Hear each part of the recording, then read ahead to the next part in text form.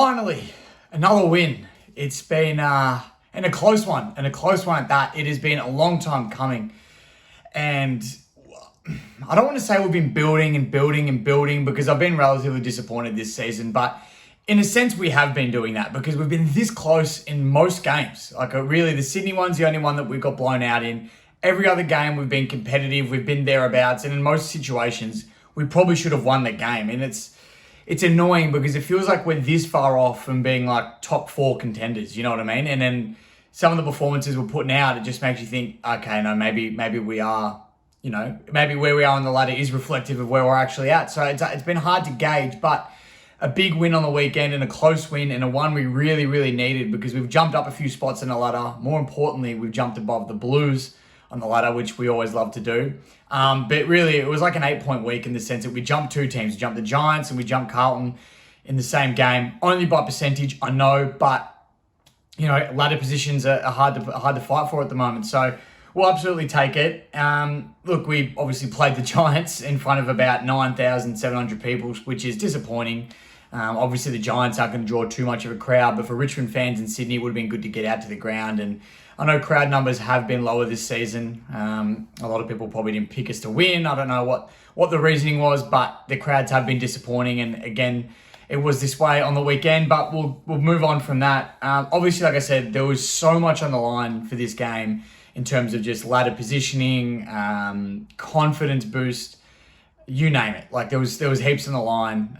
We desperately needed to win. We've dropped a few recently we should have won. So this was big for us. And I think both teams played, in that way. They played like there was a lot on the line, and it's because there was. And we'll be honest, it was one of the better games of the season that I've watched. One, from a Richmond perspective, but two, I even think from a neutral point of view, it was a really good game of football to watch.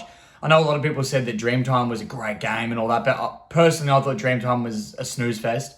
Even before we ended up losing that game, at the game, I thought this is bad, but this game here I thought was really exciting. It had everything in it, especially in that last quarter. So they played like it was on the line, like I said. Bodies flew into the contest. Some of the young guys really stood up, Juddy Clark being one of them.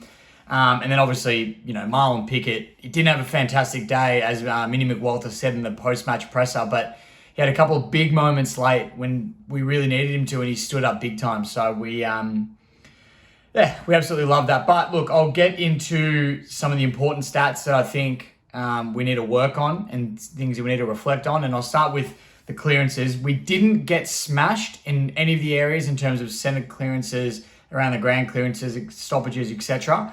But we lost in pretty much all the clearance stats. Like they had better numbers in all the clearance stats than we did. And I know we're missing Hopper at the moment, and we've got our other issues, whatever it may be. But really, we're lucky to win. It was a tight game, but you're not going to win many games losing all those stats, and nor some of the other ones that I've got here as well. Some of the other stats that we didn't do great in, and I was upset with, was we got smashed in the inside 50 count. It was 70-47.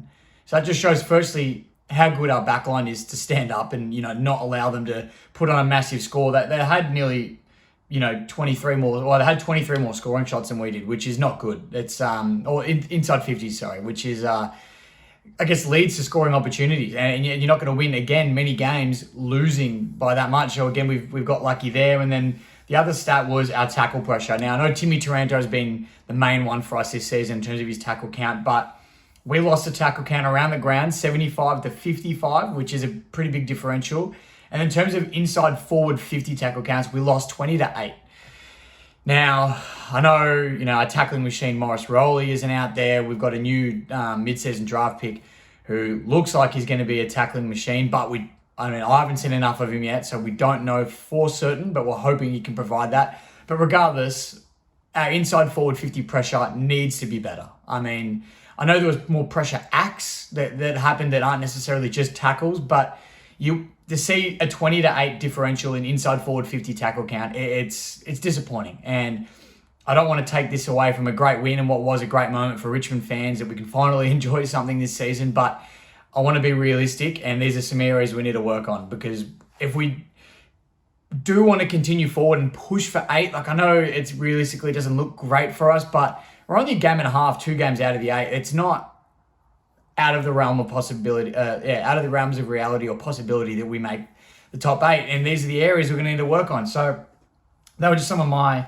takeaways from it. Some of the performances I really loved. And speaking of the back line, Nathan Broad, who I think he gets better every season, but he's definitely having a career best season this year as well. And that's considering he missed 4 games as well due to suspension. So I'll go through his stats. He had 9 intercept possessions, 8 score involvements, which for a backman is pretty good, and then 13 pressure acts. So again, like I said, the tackle count was down. The pressure acts around the ground weren't down as much, so they were doing all right. And Brody was another one, 13 pressure acts as a defender. It's exactly what you want to see. The intercepting is what we know him for. Did a great role on Toby Green. I know Green kicked 3 goals, but one of them was out of his ass. I don't have to say that. Everyone knows it, but I thought he did a good job regardless. And the fact that he got all the intercepts that he did as well is massive. So loved what Brody brought. The 2 obvious ones as well, you got Jack Rewalt, 15 disposals, 5 goals, 8 marks. He just looked back to his very best. May have been gifted towards the end with the out of bounds on the full, but we'll take that because there's been too many decisions in the past that don't work out for us. So we'll absolutely take those moments when they come. And then the last one, is probably most people's BOG, but Timmy Taranto again. If he's not winning our best and fairest this year, I don't know who is, and I want to speak to whoever's doing the votes if he doesn't win it. But Tim Taranto, 35 disposals, a goal, 9 clearances, and 5 tackles against his old side. You'd think the nerves would be building up all week, and especially game day, and for him to come out and have a game like this, it's reflective of his whole season, but to have a game like this against his old club in a game we really needed to win, super, super impressive. And I take my hat off to Tim and what he's been doing. It's he's been having an unbelievable season, and I loved every minute of watching it. And then the last player, I don't have his stats in front of me, but just from what I saw, Samson Ryan. We know he's building every week, and he's having his moments of where you just put your hands on your head, you think, oh, God, what are we watching? But then there's other moments and things that he does around the ground that really give you belief. He took that nice mark in the forward line, contested, pushed his opponent off, got the nice chest mark. His hits to advantage in the ruck, very, very impressive. And it's going under the radar a fair bit.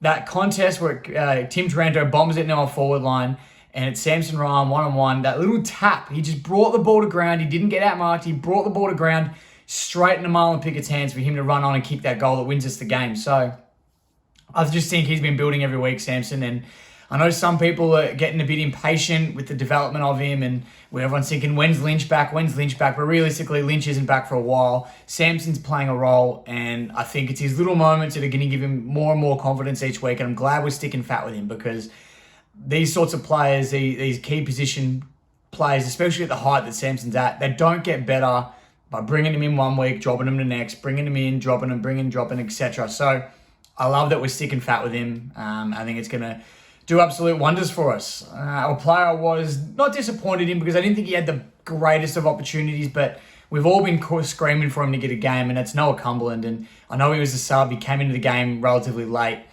You thought maybe you'd see that fire in his eye to just go, nah, I know I'm the sub, but next week I'm starting, and just go absolutely nuts. We didn't quite see that, and that's not exactly a knock on him. It is hard. It's hard at that level at AFL football. Obviously, his confidence, you'd assume, would be all over the place, considering he's been dropped a couple of times now this season, and probably doesn't quite know where he's at and where his spot is in the team. So for him to come in and just dominate, it's a lot to expect from him, but it's what I hoped to see from him, in the sense that I love when he's at his best and what he brings for us when he's at his best. So seeing him in the side was only going to make us better, and I would have loved to have seen it, but not to be this time around. But look, that's pretty much all the main nitty-gritty stuff about the game. I tell you what, when we were 16 points up at three-quarter time, I thought, we're not safe. We're really not safe. And then when Toby Green kicks that goal off the ground, Broady chasing him tight, but there's nothing Broad could have done in that situation. But he kicks that goal off the ground, Toby Green. You just think, oh, God, here we go again. Another close one we're going to lose. But Marlon Pickett, speaking of big moments, he finds Dion Presio on his left foot, bang, hits him up. Presio goes back, kicks a pretty impressive goal, 45 metres out. I was nervous about his hamstrings, but he went back, absolutely knuckled it. And then again, Pickett on his left foot, as we spoke about already, wheels around and goals. So it's, look, incredible to get the win. Obviously, everyone's week, or I guess it was the end of the weekend, but everyone's weeks all of a sudden lift, and you feel so much better, so much more optimistic coming in against the Freo on the weekend on Saturday night. So it's going to be a long week of reviewing this and previewing the next game, and there's a lot to think about. I'm not sure injury-wise if we get anyone back. I'm fairly certain Maurice Rowley was a test for this week against the Giants, or last week, depending how you look at it. So whether that's still the case going into this Saturday, I'm not too sure. It'd be great to see him back out there, Maurice. But obviously, does he fit back into his spot straight away? Ryan Mantle's playing a role down there. So lots of questions to talk about. But another great game on the weekend. I'm glad we finally got a win because I think we've deserved it. We've been hanging on for it. I know we had that Geelong game a few weeks ago and we thought we might be back, and then a couple of disappointing losses. So it was good to bounce back and get a win. And a win that wasn't expected. I mean, most people would have tipped the Giants to win this game, especially after they beat Geelong last week over in Geelong. So we were the underdogs. We came in, we got the job done. Now it'll be interesting to see how we continue this very little momentum that we have, if we can continue it and take some confidence out of winning a close one, but also knowing we can get the job done, and some of our big players can still step up and play a good role, like Jack Rewalt did on the weekend. A lot of people were starting to doubt him too. So that's pretty much it. Thank you very much for watching. Thank you for sticking around. It's an absolute pleasure bringing these videos to you, and it makes it a lot easier when we're winning. So hopefully we can continue that streak.